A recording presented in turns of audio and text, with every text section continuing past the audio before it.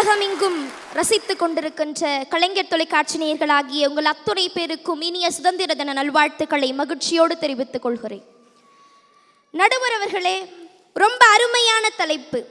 இன்றைய காலகட்டத்திற்கு மிக மிக அவசியமான ஒரு தலைப்பு. இன்றைய சுதந்திர நாட்டில் நிம்மதியாக இருப்பவர்கள் அன்பு மிக்கவர்களா, அதிகாரமிக்கவர்களா? நடுவர் அவர்களே, சுதந்திரம் அடைவதற்கு முன்னாலும் சரி, சுதந்திரம் அடைந்ததற்கு பிறகும் சரி, நம்ம கிட்ட அன்பு அப்படின்ற விஷயம் இருந்தது. ஆனால் ஒரு விஷயம் தான் நம்ம கிட்ட இல்லை. அது என்ன தெரியுமா? மகிழ்ச்சி இல்லை, நிம்மதியான வாழ்க்கை இல்லை. ஏனென்றால் இந்திய நாட்டிலே அப்போது நமக்கு அதிகாரம் இல்லை. ஆங்கிலேயன் அன்னைக்கு மகிழ்ச்சியாகவும் நிம்மதியாகவும் இருந்தான். காரணம், அவன்கிட்ட அதிகாரம் இருந்தது. நம்மிடம் அதிகாரம் வந்த பிறகுதான் அன்பு நாடாக இருந்த இந்தியா மகிழ்ச்சி தேசமாக மாறியது, நிம்மதியான தேசமாக மாறியது. இன்னைக்கு எல்லா இடத்திலுமே அதிகாரம் இருக்கு. இப்ப பொண்ணு பார்க்க போறோங்க, அங்க கூட மாப்பிள்ளை போய் அதிகாரம் பண்றாருன்னா பாத்துக்கோங்களேன். மாப்பிள்ளை போய் ஜம்முன்னு உட்காருவார். போயிட்டு போனோன்னு என்ன கேட்பாரு? அவர் ஆளு கட்டக்கரேன்னு இருப்பார். அவர் கேட்பாரு, எனக்கு டிகிரி முடிச்ச பொண்ணா, செகப்பா சிலையா பொண்ணு வேணும்னு கேட்பாரு. அப்ப என்ன மாதிரி கருப்பா கலையா இருக்கிற பொண்ணுங்களுக்குலாம் எப்ப கல்யாணம் நடக்கும்? யோசிச்சு பாருங்க. இன்னைக்கு இப்படி போயிட்டு இருக்கு. இவரு பொண்ணு பார்த்துட்டு போவார், அவரோட ஃப்ரெண்டு கேட்பார், என்னம்மா நீ காலம் தெரியாம பேசிட்டு இருக்க? உலகத்தினுடைய மிகப்பெரிய பேர் அழகி என்று சொல்லப்பட்ட கிளியோபாட்ராவே மிகப்பெரிய கருப்பு அழகி தான். உலக மன்னர்கள் பூரா மயங்கி கிடந்தது கிளியோபாட்ராங்கிற கருப்பு அழகிட்ட தான். அழகு கருப்புலையும் சிவப்புலையும் இல்லைம்மா, மனசில் தான் இருக்குது. அதனால் கவலையே படாத, கண்டிப்பாக உனக்கு ஒரு ஆள் இருக்காங்க. உன்னைய ரசிக்கிறதுக்குன்னே கண்டிப்பாக ஒரு ஆள் இந்த உலகத்தில் இருப்பான். நடுவர் அவர்களே, ரொம்ப மகிழ்ச்சி. நான் போட்ட பிட்டை எனக்கேவா? நடுவர் அவர்களே, ஒன்றும் இல்லை. இவன் பொண்ணு பார்த்துட்டு போகிறான். அவனுடைய நண்பன் கேட்குறான், மச்சான் நேற்று பொண்ணு பார்க்க போனல்ல, சூப்பராக ஆஃபரான்னு கேட்குறான்.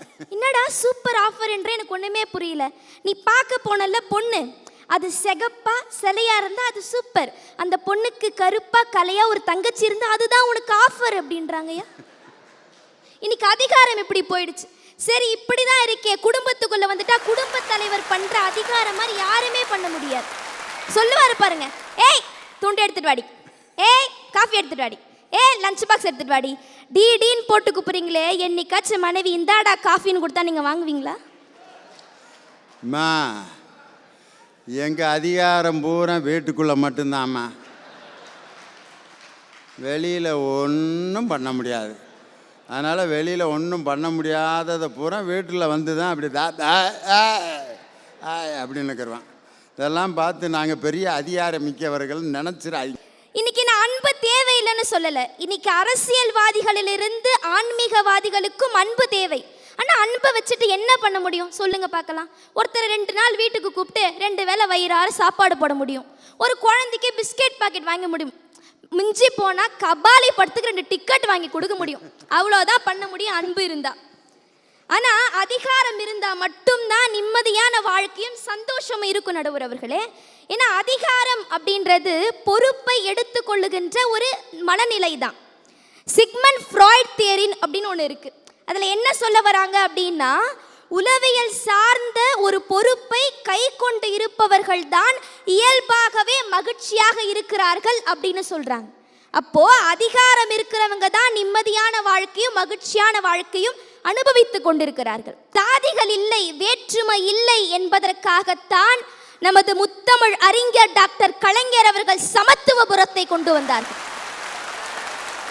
எல்லா சாதி மக்களும் நம்முடைய ஐயா மீது அன்பு வைத்தார்கள்.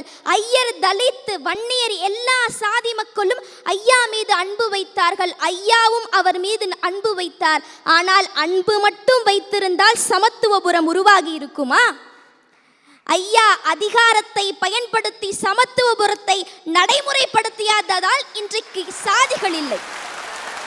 ஏன் சமத்துவபுரம் மட்டும் கிடையாது, இன்றைக்கு விவசாயினுடைய துயரத்தை ஒரு தலைவர் துடைத்தெறிந்தார் என்று சொன்னால் அதுவும் நமது முத்தமிழ் அறிஞர் டாக்டர் கலைஞரையா மட்டும்தான். கண்ணதாசன் அவர்கள் அழகா சொல்லியிருப்பார், அன்பு அதிகாரம்னா என்ன? ஒரு பதவி அப்படின்ற ஒரு விஷயம்தான் அதிகாரம் இல்லைங்களா? ஒரு மனுஷன் எந்த இடத்துல இருக்கானோ அதை வச்சு தான் அவனுக்கு மதிப்பும் சரி, நிம்மதியும் சரி, மகிழ்ச்சியும் சரி. அதனால தான் ஒரு பாடல் அழகா சொன்னார், உயர்ந்த இடத்தில் இருக்கும்போது உலகம் உன்னை மதிக்கும், உயர்ந்த இடத்தில் இருக்கும்போது உலகம் உன்னை மதிக்கும், உன் நிலைமை கொஞ்சம் இறங்கி வந்தால் நிழலும் கூட மிதிக்கும், மதியாதார் தலைவாசல் மிதிக்காதே என்று மானமுள்ள மனிதருக்கு அவ்வை சொன்னது, அது அவ்வை சொன்னது, அதில் அர்த்தம் உள்ளது. பரமசிவன் கழுத்தில் இருந்து பாம்பு கேட்டது, கருடா சௌக்கியமா, யாரும் இருக்கும் இடத்தில் இருந்து கொண்டால் எல்லாம் சௌக்கியமே, கருடன் சொன்னது, அதில் அர்த்தம் உள்ளது. என்ன பாட்டு பாருங்க. அதிலே கண்ணதாசன் இன்னொரு அற்புதமான வரியை சொல்லியிருக்காரு தெரியுமா? வண்டி ஓட சக்கரங்கள் 2 மட்டும் வேண்டும், அந்த 2ல் ஒன்று சிறியதென்றால் எந்த வண்டி ஓடும், துணை போலே இருவேறும் உறவாட வேண்டும், உயர்ந்தோறும் தாழ்ந்தோறும் பிரிவு என்பது அது அர்த்தம் உள்ளது, அது இறைவன் சொன்னது, பரமசிவன் கழுத்தில் இருந்து பாம்பு கேட்டது.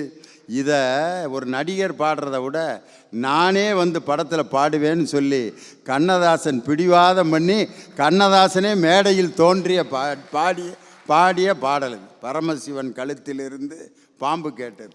நடுவர் அவர்களே, ஒரு சிறு உயிரிடத்திலே கூட அதிகாரம் இருந்தால்தான் நிம்மதி இருக்கும், மகிழ்ச்சி இருக்கும்னு சொன்ன விஷயம் அது.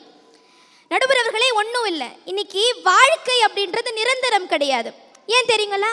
காலையில எழுந்தா காப்பி, எழுந்துக்கலன்னா பால், அவ்வளவுதான் வாழ்க்கை.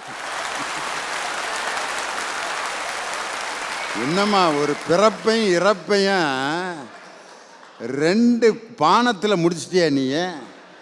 காலையில் காப்பி, முடிஞ்சா பால். அடே அப்பா, என்கிட்ட ஒரு பையன் கேட்டான் பாருங்க, சார் வாழ்க்கை தொடங்குற அந்த முதல் இரவுக்கும் வாழ்க்கை முடிய போகிற அந்த இரவுக்கும் என்ன சார் வித்தியாசம்னா, இது திருமணம்டா, அது இறப்புடான்னு.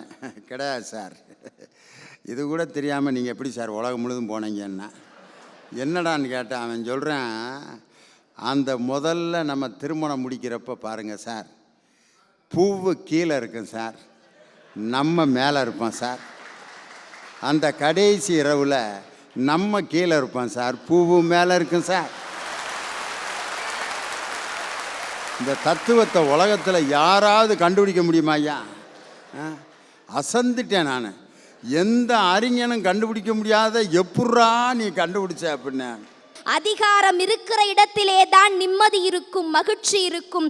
எனவே சுதந்திரமாய் நாம் இருக்கவே இன்னுயிர் பரிசளித்து வாங்கி கொடுத்த மூவர்ண கொடியை சுதந்திரமாய் பறக்கவிட இன்னும் தேவைப்படுகிறது நமக்கு 3 அடுக்கு பாதுகாப்பும் அதிகாரமும் என்று சொல்லி, இன்றைய சுதந்திர நாட்டிலே நிம்மதியாக இருப்பவர்கள் அதிகாரமிக்கவர்களே, அதிகாரமிக்கவர்களே. வாய்ப்புக்கு நன்றி, வணக்கம். ஆஹா.